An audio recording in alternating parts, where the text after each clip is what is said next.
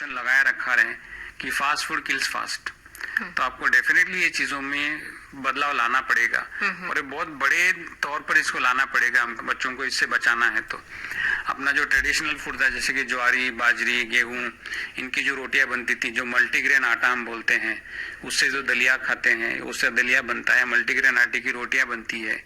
हमारी जो ट्रेडिशनल सब्जियां हैं, ठीक है, वेजिटेबल, ग्रीन लीफी वेजिटेबल्स या अनाज जो है, उसके खाने से बहुत सारी चीजें हम लोग कम कर सकते हैं।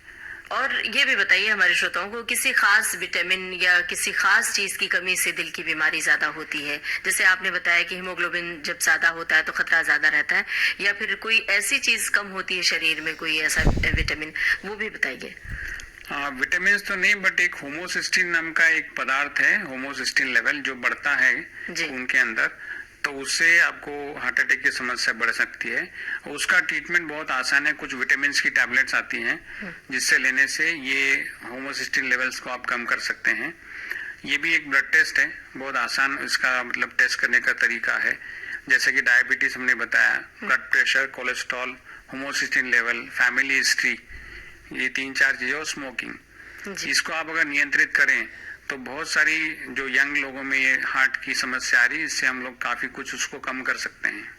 और ये बताइए डॉक्टर साहब कि कैसे पता चलता है कि दिल की बीमारी दस्तक दे रही है? अगर वो बंदा फॉर्चुनेट है तो उसको पता चल सकता है। कभी कभी अनफॉर्चुनेट इंसिडेंट जो कि सडन कार्डियक डेथ है, जिसमें कोई सिम्टम ही नहीं होता है, कोई लक्षण नहीं होता है, वो वैसे चीजों में आपको बहुत मुश्किल हो जाता है इसको समझना और उसको ट्रीटमेंट करना। बट ये बहुत कम लोगों में होता है। मोस्टली तो लोगों में सिम्टम कुछ ना कुछ होते हैं। जैसा कि आप जब चलने जाते हैं तो आपको थकान होने लगती है, आपको सीना भर आता है, आपको रुकना पड़ता है। या बहुत सारे लोग इसमें कंफ्यूज करते हैं गैस से, जो कि पहले भी हमने डिस्कस किया है कि गैस में चलने से मुझे तकलीफ होती है तो शायद गैस बन गया है। हमने खुद बहुत बार ऐसा देखा है कि पेशेंट को सिम्टम होते हैं, 2-3 दिन से उसको तकलीफ थी, बाद में पता चलता है कि उसने कुछ डॉक्टर के पास जाके इलाज ही नहीं किया, and then he suddenly lands up in heart attack. तो सिम्टम जो आपको है कि सीने में दबाव आना, सीने में दर्द होना, या चलने पे आपको थकान महसूस होना, या चलने पे सीना भर आना, ऐसे कोई भी लक्षण है तो आपको तुरंत डॉक्टर के पास जाके उसका पूरा इलाज करना चाहिए। और हमें चाहिए कि हमें गाना सुनवा दे अपने श्रोताओं को। बताइए कौन सा गाना सुन?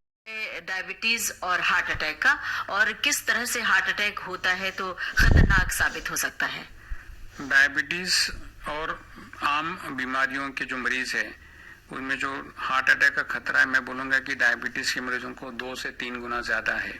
और ऐसा भी हम लोग उसको कह सकते हैं, जो पेशेंट डायबिटीज के हैं उनको हार्ट अटैक का उतना ही खतरा है जितना खतरा एक पेशेंट को जो पहले से हार्ट डिसीज है और उसको दूसरे अटैक की खतरा है। मतलब आप समझ सकते हैं कम से कम 2 या 3 गुना उसको ज्यादा उससे खतरा है।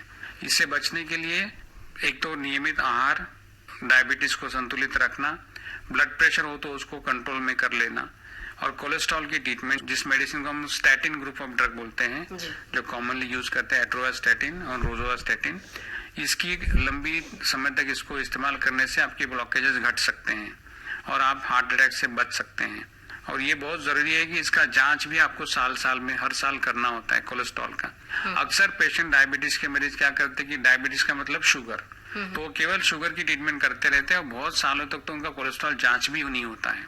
क्योंकि अपने पास जो फैमिली डॉक्टर के पास अक्सर पेशेंट जाते हैं तो बस वो दवा लेते हैं और फिर वही दवा सालों साल कंटिन्यू करते रहते हैं बिना उसकी कोई जांच करे। तो आपको साल में एक बार ईसीजी, कार्डियोग्राम, साल में एक बार कम से कम कोलेस्ट्रॉल की जांच और ब्लड प्रेशर की रेगुलर जांच आपको करना जरूरी है।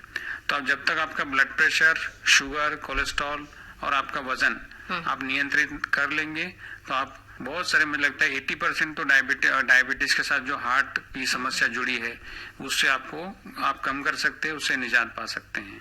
एक बात और जहन में आ रही है डॉक्टर साहब कि कई बार हमने देखा है कि बहुत ज्यादा जो संवेदनशील होते हैं, बहुत ज्यादा स्ट्रेस लेते हैं, दबाव तनाव लेते हैं, उनमें भी दिल की बीमारियां ज्यादा पाई जाती हैं। तो ये कहाँ तक तर्कसंगत है, बताइए। बिल्कुल है, क्योंकि आपने सुना होगा कि सडनली किसी को हार्ट अटैक आ गया और वो सडन डेथ भी हो जाती है। तो इसमें तनाव या इमोशनल स्ट्रेस का बहुत बड़ा एक रोल है। इसमें होता क्या है, जब आपके इमोशनल स्ट्रेस लेवल बढ़ जाए तो बॉडी में स्ट्रेस हार्मोन रिलीज होते हैं जिसको हम कैटेकोलामाइन्स बोलते हैं।